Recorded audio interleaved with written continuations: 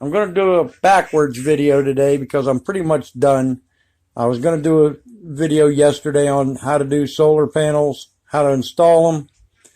I'm going to do the best I can in reverse because they're already installed in the 12-2 Romax, which is indoor cable. I don't recommend using it, but this is what I used.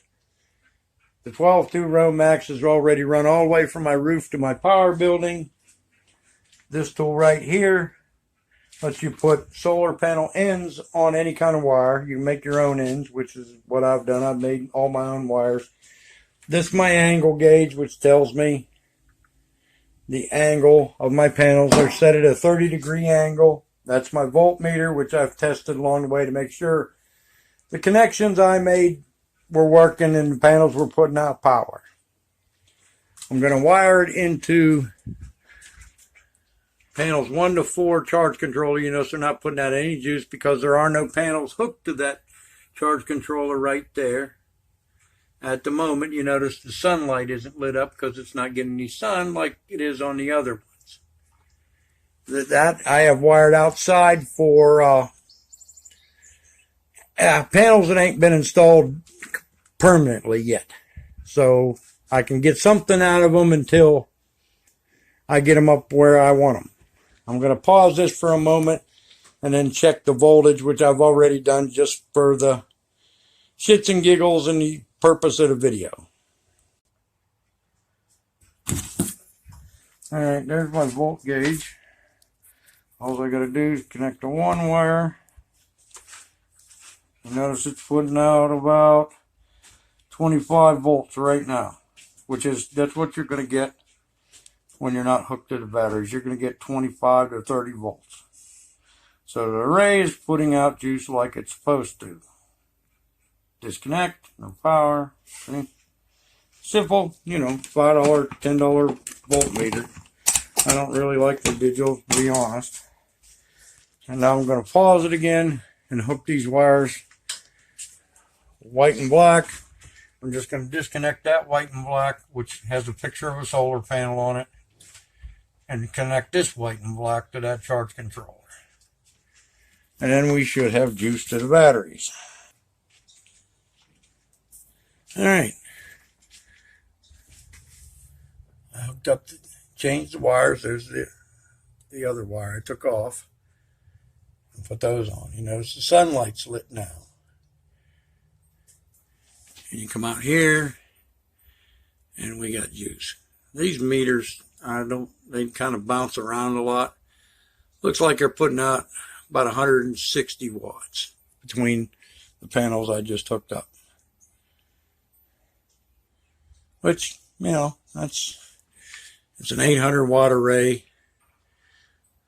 5 to 8 are putting out, these are on winter angles, so they don't put out as good. That one I need to change the angle on because I'm not getting near the juice out of those 4 that I should. But now that I've done this backwards, like I said, there's my angle gauge, which is helpful but not necessary. You can also use a speed square. My tool for making cables. This box here's got the cable ends in it. I got this old cabinet, which this isn't really pertinent, but I keep it out here.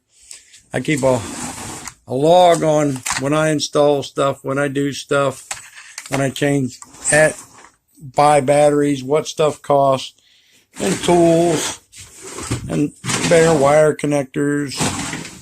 I got all kind of stuff out here. That's a tool for making battery cables. You can put the end on them and make your own. There's my battery chargers and my 2 power inverters. One's a spare. And that's an old charger, but it still has a battery reconditioner on it. So I keep it around and use the reconditioner because my manual chargers, which seem to work better, don't have a reconditioner on them. So we just, now I'm going to pause again because you've seen enough of this. The juice goes from the solar panels through the wire all the way into this building, into the charge controller. I have, as you can see, 4 charge controllers and 4 meters to tell me how much juice. Although I've never been able to get a watt meter. I know the windmill works. I know it puts out juice because Buddy, when it's on windy day, you can tell the difference. I've never been able to get one of these watt meters to work on my windmill. You see the numbers, you know, that one stays pretty steady, but the other one's not so much. But, you know, it goes from the charge controller to the watt meter, from the watt meter into the batteries to charge them. I used to have loops on all my battery chargers, but I've went through so many chargers, I just quit putting loops on them. I had them wired in direct to the batteries. Now I just use the clamps till I find a type of charger that holds up to, you know, and this is my overall whole power building, which some of you have seen before. My spare generator, my 2 primary generators. This building's just, you know, basically just for my power system. In case there's a fire, I don't have to worry. It's in a totally separate building. I mean, I could have put it all in my garage, but I didn't. And I'm walking out. Don't mind the mess. And you're up there on my roof, you can see the 2 new arrays. You know, it's negative, negative, positive to positive. Everything's pretty self-explanatory as far as most of this stuff goes. I mean, you know, if you can wire negative to negative, positive to positive, you can build a solar array. And here's the bottom of my panels.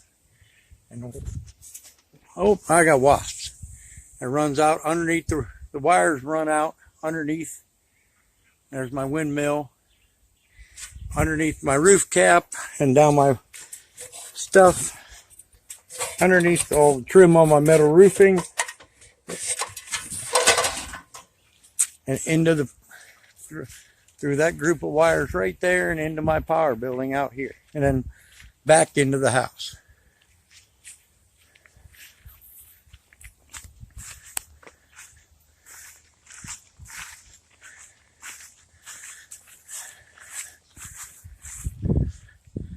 And you can see them up on the roof there. There's my 800 watt panels on a winter angle. My 3 230 watt panels on a 30-degree more year-round angle, and another 100 watt panel up there. And I'm sorry I couldn't do this better, but like I said, I tried to yesterday and it was just too hot up on the roof to show you all the detail. Although I'll probably do a video eventually on how to put the cables together and stuff like that the next time I do it. I'll plan a little further ahead. But anyway, thank you. Once again, this is just for informational purposes. I take no responsibility for nothing. Do your homework. Hopefully this helps. God bless.